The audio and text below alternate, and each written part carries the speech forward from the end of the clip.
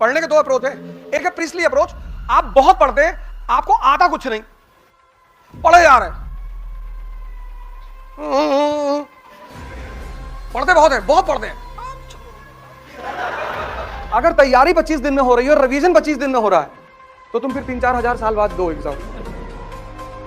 तो रिवीजन का टाइम नहीं मिल रहा है। रिवीजन मतलब सिर्फ तथ्यों को देखना, और जिस दिन तुम जो पढ़ रहे हो, मतलब एक तरफ तुम आगे पढ़ रहे हो और दूसरी तरफ यहां पिक्चर बन रही है, उसके बाद तुम्हारा कोई कंपटीशन रुक ही नहीं सकता। बस यही पैरामीटर है।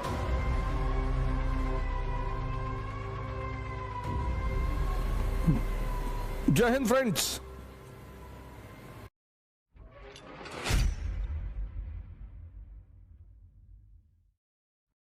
जैसे अभी आप ह्यूमैनिटीज के सब्जेक्ट उठाएंगे, मॉडर्न इंडिया उठाएंगे, एक पढ़ने का तरीका है पुरोहितों की तरह, प्रीस्ट, उसको बोलते हैं प्रीस्टली अप्रोच।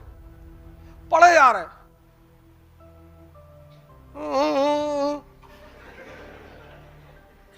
पढ़े जा रहे, पढ़े जा रहे, एक दिन में 70 पेज, 80, 150, 300 मर गए।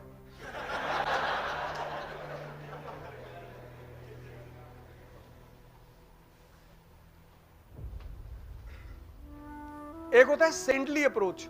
पढ़ने के दो अप्रोच है। एक है प्रीस्टली अप्रोच, आप बहुत पढ़ते हैं, आपको आता कुछ नहीं। अब मैंने कहा ना, दो अप्रोच है पढ़ने के। एक प्रीस्टली अप्रोच,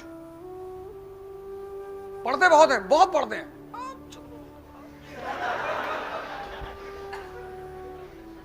पता कुछ नहीं। प्रीस्टली अप्रोच में आदमी मेहनत करते हुआ बहुत दिखाई पड़ता है, उसको अचीव कुछ नहीं होता। सेंटली अप्रोच में वो हो सकता है मेहनत कम करे, उसकी अचीवमेंट ज्यादा होती है। ये सेंटली अप्रोच है क्या? आपने मॉडर्न इंडिया पढ़ी, तो मॉडर्न इंडिया एक वर्ड है ना, दो वर्ड का कॉम्बिनेशन है, एक मॉडर्न, एक इंडिया। तो जब आप मॉडर्न इंडिया पढ़ रहे हैं, तो आपको कुछ तो ऐसा पता चलेगा कि आप कहें कि it is different from ancient and medieval, है ना। मॉडर्न इंडिया मतलब क्या? You completed modern India. तो when you completed modern India, there should be certain things which should be very much clear to you. क्योंकि अगर तुम ये समझते हो, अगर तुम समझते हो, तो तुम इंप्लीमेंट कर ले जाओगे।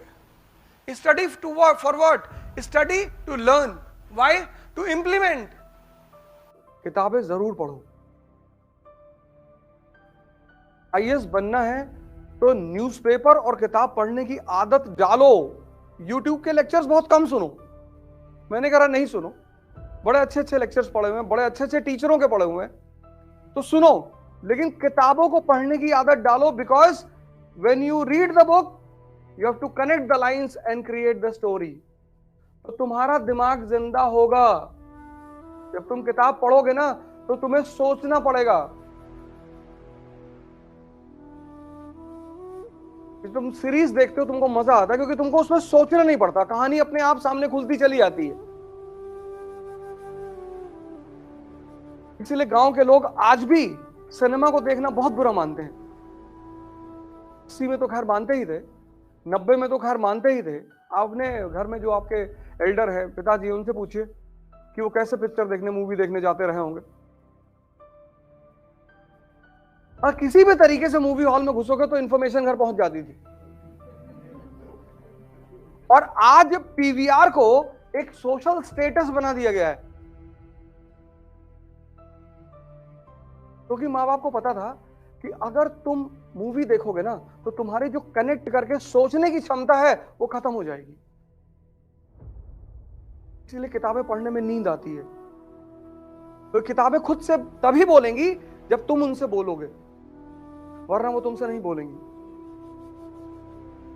वो बोलेंगी तुमसे। और जिस दिन तुम जो पढ़ रहे हो, मतलब एक तरफ तुम आगे पढ़ रहे हो और दूसरी तरफ यहां पिक्चर बन रही है, उसके बाद तुम्हारा कोई कंपटीशन रुक ही नहीं सकता।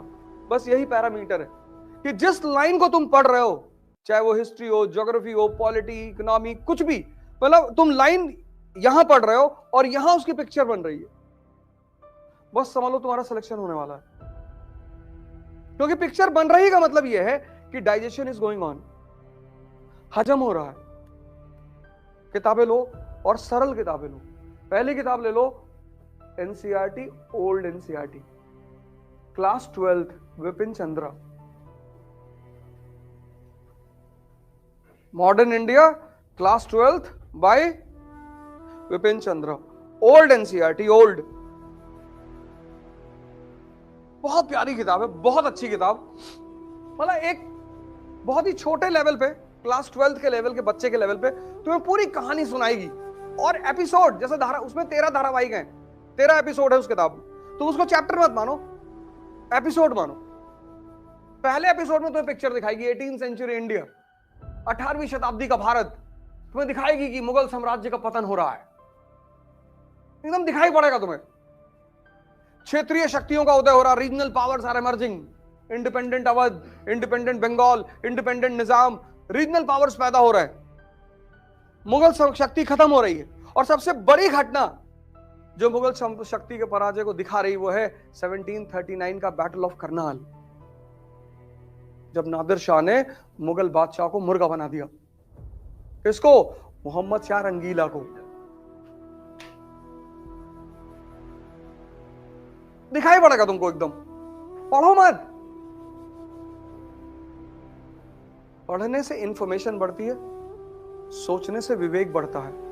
और सिलेक्शन इंफॉर्मेशन से नहीं होता, विवेक से होता है।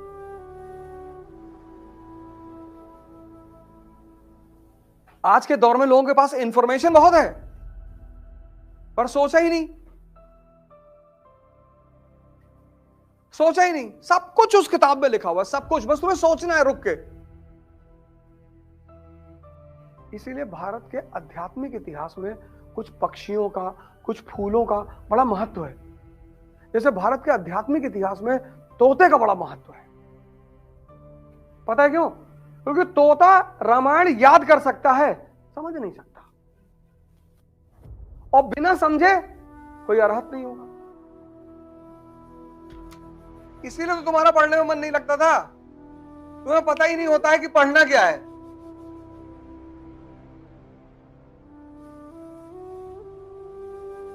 तुम किताब पे किताब खरीदते, हर जिससे मिलते हो उससे कहते हो भैया कौन सी किताब खरीदो। और कबीर बहुत पहले कह गए थे कि पोथी पढ़ पढ़ जग मुआ आईएएस भयानक होए।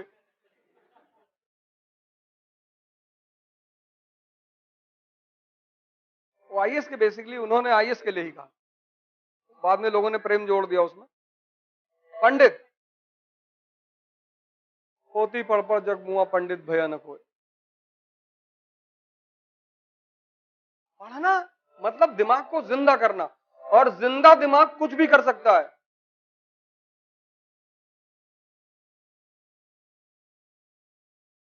पढ़ना मतलब दिमाग को जिंदा करना, और जिंदा दिमाग कुछ भी कर सकता है।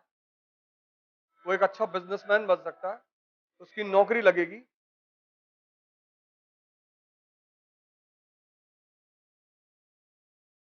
ये बात आज से पहले कभी सोची थी? और क्लास खत्म होने के बाद सिर्फ आपके नोट्स, मतलब once the class is over you should be completely prepared कि आप दोबारा इन किताबों को नहीं पढ़ना है। तैयारी के लिए नहीं पढ़ना है, पढ़ने के लिए पढ़ लेना है। जैसे एक बार तुम्हें पूरी कहानी समझ में आ गई, जब तक नहीं समझ में आएगी तभी तो किताब हैवी है ना। एक बार समझ में आ गई, पहली बार पढ़ोगे 25 दिन लगेगा, लेकिन पहली बार जब खत्म कर लिया, क्लास में हर चीज समझ ली, तो 5 दिन में खत्म होगी। उसको बोलते हैं रिवीजन। अगर तैयारी 25 दिन में हो रही है और रिवीजन 25 दिन में हो रहा है, तो तुम फिर 3-4 हजार साल बाद दो एग्जाम।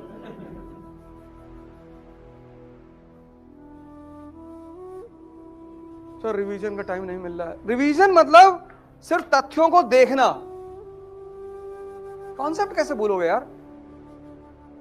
कॉन्सेप्ट भूल ही नहीं सकते। कॉन्सेप्ट भूलने का तरीका ही नहीं। साइकिलिंग सीख लिया, अब नहीं भूल सकते। Once you have learned cycling, there is no way to unlearn it. पर तुम चाहो हम साइकिल चलाना भूल जाएं। स्विमिंग सीख ली, अब तुम सोचो हम भूल जाएं, संभव ही नहीं।